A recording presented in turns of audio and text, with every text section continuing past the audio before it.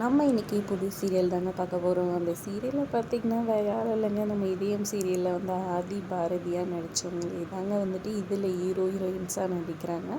யாருன்னு பார்த்திங்கன்னா நம்ம ஹீரோ வந்துட்டு மேஜராக இருக்கிறாரு அமரேந்தர். இன்னொரு பக்கம் ஹீரோயின் அருந்ததியாக இருக்கிறாங்க. இவங்க 2 பேரும் ஹஸ்பண்ட் அண்ட் ஒய்ஃபாக இருக்காங்க. அருந்ததி வந்துட்டு ரொம்ப பக்திமானாக இருக்கிறாங்க. அவங்க குழந்தைங்க, அவங்க புருஷன் தான் அவங்களோட உலகமாக இருக்குது. இருக்கிற எல்லா பரிகாரம் எல்லா இதுவுமே வந்துட்டு குழந்தைங்க நல்லா படிக்கணும், ஹஸ்பண்ட் நல்லா இருக்கணுன்றதுக்காக எல்லாமே பண்ணுவாங்க. கோயிலில் இருக்க பூசாரியாக அவங்கள பார்த்தா தெரிச்சுக்கிட்டு ஓடுவாங்க. ஏதோ ஒரு பரிகாரம் பண்ணுறதுக்காக பெரிய இதுவில் வந்துட்டு அகல் விளக்கு மாதிரி ஏற்றி தலையில் ஏந்திக்கிட்டு வருவாங்க. அவங்கள பார்த்த உடனே பூசாரியே தெரிச்சுக்கிட்டு ஓடுவார். பூசாரி அப்படி இப்படின்னு பிடிச்சி என் பசங்க நல்லா இருக்கணும், என் புருஷன் நல்லா இருக்கணும், ஏதாவது ஒரு பரிகாரம் சொல்லுங்கன்னு சொல்லி கேட்க எத்தனை பரிகாரம் தான்மா பண்ணுவேன்னு கடுப்பாயிட்டு அவர் ஃபைனலாக வந்துட்டு ஒரே ஒரு விஷயந்தான் இருக்குது. நீ வந்து குறிஞ்சி பூ இருக்கு இல்லையா, அந்த குறிஞ்சி பூ ப்ளூ கலரில் பூக்கும்.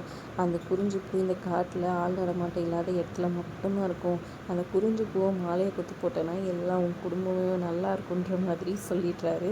அதை கேட்டவங்க டகான்ட்டாங்க எஸ்கேப் ஆகி குறிஞ்சி பூ தேடுறதுக்கு ஜீப் எடுத்துன்னு கிளம்பிடுறாங்க. அந்த அம்மா தேடி அப்படி இப்படின்னு போயிட்டு குறிஞ்சி பூ இருக்கிற இடத்துல மேட்லேயே ஜீப்லேயே போயிடுறாங்க. அவங்க ஜீப்பில் போய் நின்றுட்டு அங்கே ஜீப் போயிட்டு அப்படியே இதுவாகி ஸ்டக்காகி நின்றுடுது. அப்போ அப்படி இப்படின்ட்டு அவங்க காலெல்லாம் மாட்டிக்கிட்டு அங்கேருந்து குதித்து அப்படியே உருண்டிக்கிட்டு அப்படியே தலைகளெல்லாம் இதுவாகிட்டு அடிபட்டு அங்கே எங்கேன்னு இது பண்ணிட்டு வராங்க. அப்புறம் ஒரு வழியாக அந்த குறிஞ்சி பூ பறிக்கலான்ட்டு கிட்ட போகிறாங்க. அப்போ அப்படியே அங்கேருந்து தடுமாறி விழுந்துடுறாங்க. அப்புறம் ஒரு செடி இதை பிடிச்சிக்கிட்டு அப்படியே தொங்கிட்டு நிற்கிறாங்க. அந்த குறிஞ்சி பூவை பறிக்கணும்னு அப்பயும் ட்ரை பண்ணுறாங்க. ஆனால் அந்த இதுவில் விழுந்துடுறாங்க. அப்புறம் பார்த்திங்கன்னா இது எல்லாமே ஹீரோயினோட கனவாக இருக்குது.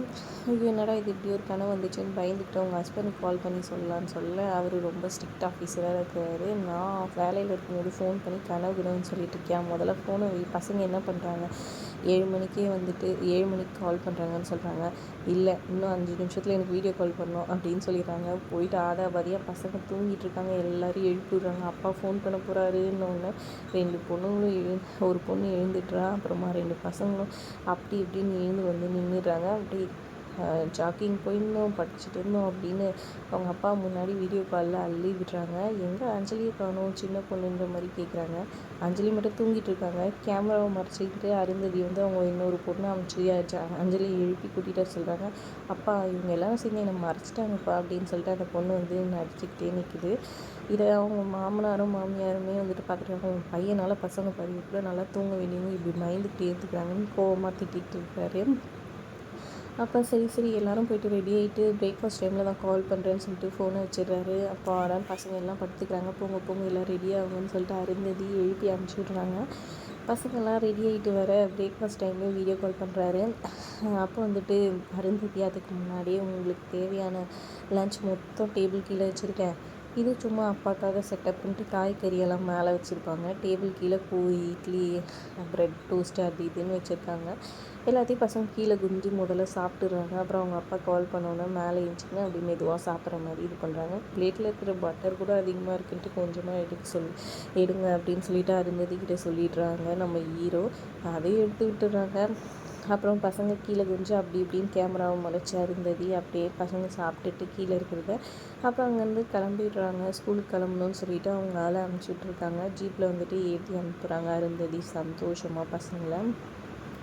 குட்டி பொண்ணு போக மாட்டேன்னு சொல்ல நீங்கள் சந்தோஷமாக போயிட்டு வரணும் அப்படின்ற மாதிரி சொல்கிறாங்க. பசங்கக்கிட்டேயும் இவங்க வந்து கனவு சொல்ல ட்ரை பண்ணுறாங்க. ஆனால் பசங்களும் வந்துட்டு கேட்காம போயிடுறாங்க. யார்கிட்ட நம்ம கனவு சொல்கிறதுன்றது மாதிரி யோசித்து புலம்பிகிட்டு இருக்கிறாங்க. அப்போ யோசிச்சுக்கிட்டு இருக்கும்போது சரி நம்ம வந்துட்டு அவர்கிட்டே சொல்லலான்னு சொல்லிட்டு ஹீரோவுக்கு சாப்பாடு எடுத்துக்கிட்டு போகிறாங்க நம்ம ஹீரோயின். உனக்கு எத்தனை வாட்டி சொல்கிறது நீ வராதன்னு சொல்லிட்டு ஹீரோ ஒரு பக்கம் சொல்ல, ஏங்க நானே கொண்டு வந்தால் தாங்க நல்லாயிருக்கும், சரிங்க நீங்கள் சாப்பிட்ருங்க அப்படின்னு சொல்லிட்டு கடகரன்ட்டு ஜீப் இது பண்ண சொல்லி கிளம்பி வராங்க நம்ம ஹீரோயின். எதுக்காக அவ்வளோ அர்ஜென்ட்டாக வராங்கன்னு பார்த்தீங்கன்னா ரேடியோவில் போகிற ஒரு ஷோக்காக.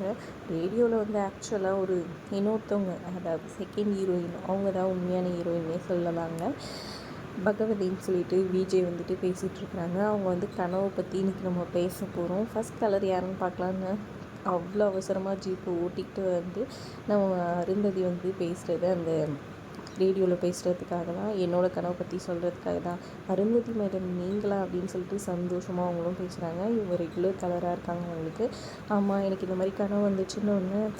அப்படியா, அப்போனா நீங்கள் சந்தோஷமாக இருங்க, உங்கள் குடும்பத்தோடு 100 வருஷம் வாழ போகிறீங்க எங்கள் அப்பா அப்படின்னு தான் சொல்லியிருக்காருன்ற மாதிரி சொல்லி ஆறுதல் படுத்துகிறாங்க. இது கேட்டோன்னே அருந்ததி ரொம்பவே சந்தோஷமாயிடுறாங்க. ஆனாலும் இவங்களுக்குள்ள ஒரு வருத்தமாக இருக்குது. எப்படா இந்த கனவு இது பண்ணுறதுன்னு சொல்லிட்டு நேராக வந்து ஐயர்கிட்ட போயிட்டு இதை பற்றி சொல்கிறாங்க நம்ம அருந்ததி ஹீரோயின். ஐயர் வந்துட்டு என்னது நான் சொன்னேன்னா அதுக்காக நீ கிளம்பிடுவியா? ஆமாம், என் குடும்பத்துக்காக ஒன்றுனா நான் கிளம்புவேன்ற மாதிரி அருந்ததி சொல்லி புலம்பிட்டு இருக்காங்க. இதுக்கு ஏதாவது பரிகாரம் இருக்கான்ட்டு, அதெல்லாம் பரிகாரம்லாம் ஒன்றும் இல்லை, மந்தான் தேங்காய் உடச்சாச்சு, நீ கிளம்பு, எல்லாம் நல்லா தான் இருக்கும் அப்படின்னு சொல்லிட்டு அவர் கடுப்பாகி அனுப்பிச்சி வைக்கிறாரு. இன்னொரு பக்கம் பகவதியை காமிக்கிறாங்க. பகவதி அவங்க ஃப்ரெண்டுக்கிட்ட பேசிகிட்டு இருக்கும்போது அவங்க சித்தி வந்து வேணும்னே வீடியோ கால் பண்ணுறாங்க. அவங்க அப்பாவுக்கு வந்துட்டு இந்த தாளித்து அப்படியே அந்த புகையில் அவருக்கு இருமல் வர வச்சுட்டு வீடியோ கால் பண்ணி உங்கள் அப்பாவுக்கு இன்னும் முடியல, வேறு எதுவும் காஸ்ட்லியான மருந்து தான் வாங்கி தரணும், பணம் அனுப்பு அப்படின்ற மாதிரி சொல்லி இது பண்ணுறாங்க. இவங்களாம் அனுப்பிச்சி வைக்கிற உடனே நீங்கள் அப்பாவை பாருங்கன்ற மாதிரி சொன்னாங்க. ஏன்டி இப்படி ஏமாத்துறாங்களேடி, உனக்கு நல்லா தெரியுதுல, அவங்க ஃப்ரெண்டு சொல்ல தெரியுது. ஆனாலும் எங்கள் அப்பா வந்துட்டு என்னை அவ்வளோ கொண்டாடினாரு. பெண் பிள்ளை வந்துச்சுன்னு எல்லோரும் இது பண்ணப்போ எங்கள் அப்பா என்னை அவ்வளோ சந்தோஷமாக என்னை பார்த்துக்கிட்டாரு. எங்கள் அம்மா இருந்துட்டதுக்கப்புறமா எங்கள் அப்பா நல்லா என்னை பார்த்துக்கிட்டாரு. ஆனால் எங்கள் அப்பா கொடுத்தோன்னே வேணும்னு சொல்லிட்டு சித்தியை வந்துட்டு கல்யாணம் பண்ணி வச்சாங்க. ஆனால் என் சித்தி வந்துட்டு எங்கள் அப்பாவையும் ஒழுங்காக பார்த்துக்கல, என்னையும் ஒழுங்காக பார்த்துக்கல, இப்படியெல்லாம் எல்லாம் பணம் கொடுத்தாலாச்சும் எங்கள் அப்பாவை ஒழுங்காக பார்த்துப்பாங்கிறது தான் அப்படி இப்படின்னு சொல்லி இது பண்ணிகிட்ருக்காங்க. ஏன் அம்மா உன்னோட ரெகுலர் காலர் என்னடி அந்த அருந்ததி டெய்லியும் கால் பண்ணுறாங்க அப்படின்னு சொன்னாங்க. ஆமாம், எனக்கும் ஒன்றும் புரியல, எங்களுக்குள்ள வேவ்லென்த் கரெக்டாக இருக்குது, எப்போவுமே கரெக்டாக கால் பண்ணுறாங்க, என்ன விஷயம்னு எனக்கு ஒன்றும் புரியலன்ற மாதிரி குழம்பு போயிருக்காங்க.